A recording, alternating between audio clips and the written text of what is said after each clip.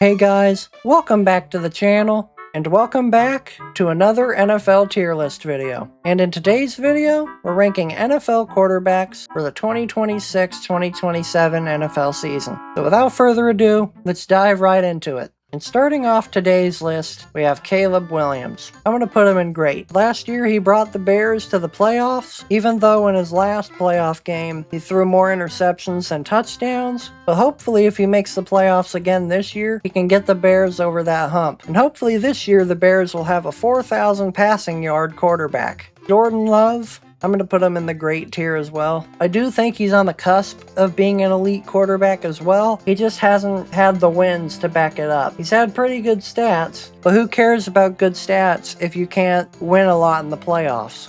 Okay, JJ McCarthy, I'm going to put him in the Y tier. I just don't understand what the Vikings even really saw in him. Because to be honest, when Michigan made the national championship with him, it was mostly because of the running backs. And I know he was injured his rookie season, but it's like he learned nothing when Sam Darnold was the starting quarterback. They probably should have had him wait one more year before he started. Because it doesn't seem like he's prepared to be a starter in this league yet. Kyler Murray, I would say he's pretty good. Like, he had flashes when he was on the Cardinals, but I honestly hope now that he's on the Vikings, he can have a way better season, because this is probably the best team he has ever had. Now, Jared Goff. I'm going to put him in the great tier. I really do want to put Jared Goff in the elite tier, but he just doesn't have an elite skill set. He is not really a playmaker like Lamar Jackson or Josh Allen, but he's a really good leader for the Lions and manages the games pretty well. Carson Beck. Now, since he's a rookie, he's going to go into the rookie tier because we don't know what he's going to be like in the NFL.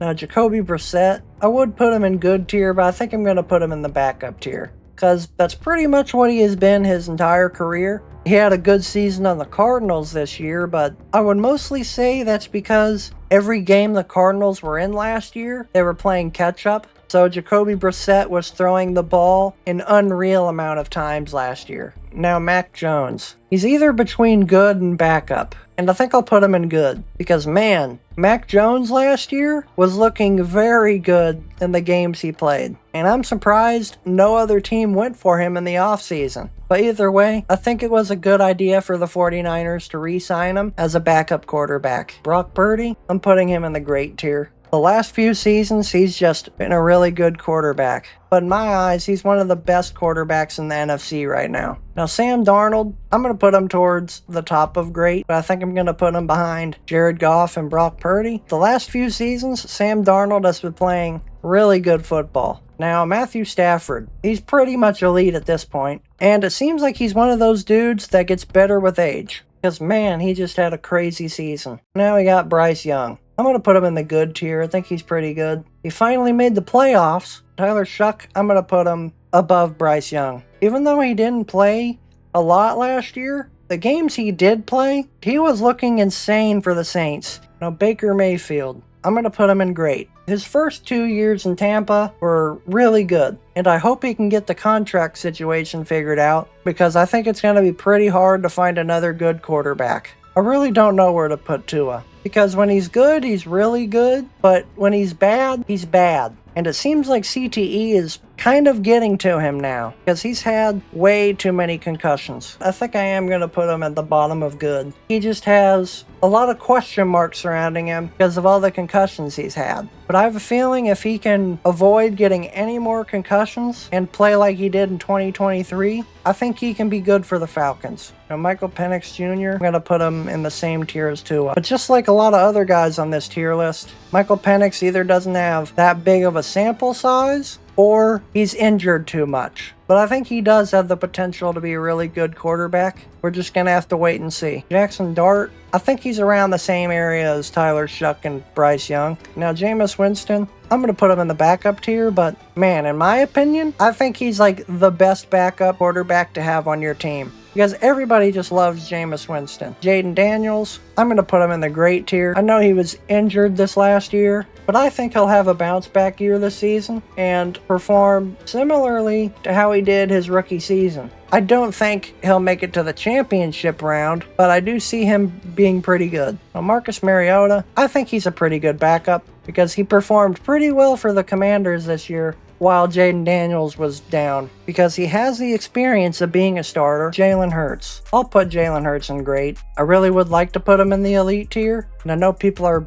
tired of people talking about this. He just hasn't had that good of passing stats. If they don't need to throw the ball, why put the ball in harm's way and cause an interception, or even worse, a pick six? Like, yeah, it might not lead to Jalen Hurts lighting up the scoreboard, but it's worked pretty well for them so far. Okay, Dak Prescott, I do think he's a really good quarterback. I know he doesn't have as many playoff wins as everyone else, but to be honest, I think the problem with the Cowboys isn't Dak or their head coach or anything. I think it's Jerry Jones. Joe Burrow, I'm going to put him in elite tier. Joe Flacco, I'm going to put him at the top of backup because he did really good last year as Joe Burrow's backup. Aaron Rodgers, I'm going to put him at the bottom of great. If this was him 5 seasons ago, he'd be in elite. He's just older now and not as good as he once was. Lamar Jackson, he's going in the top of elite. Every time he's healthy, the Ravens make the playoffs. Only thing Lamar Jackson needs to do is make a Super Bowl. Deshaun Watson, why? Shedeur Sanders, same thing, why?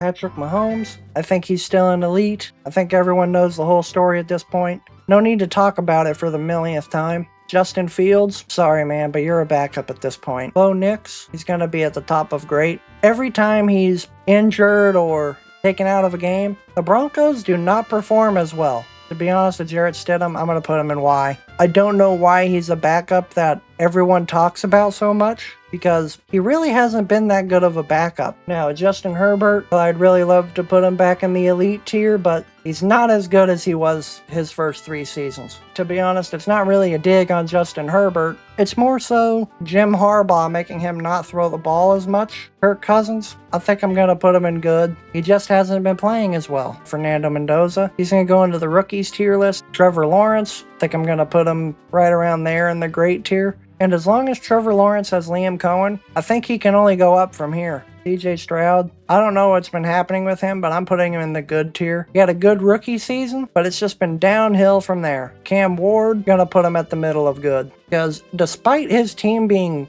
absolute garbage last year, he was one of the few bright spots on the Titans last year. But I honestly think Cam Ward will have a way better second season because he has a lot more weapons now. Daniel Jones, I'll put him at the top of good because he had a really good season this year until he got injured. But I think if he can continue playing like he did last year, I think Daniel Jones can be a great quarterback for the Colts. Drake May, honestly, he is very much on the cusp of being an elite quarterback. Made the Super Bowl, had really good stats, and was second in the MVP race. Geno Smith, why? I don't know why he's still in the league.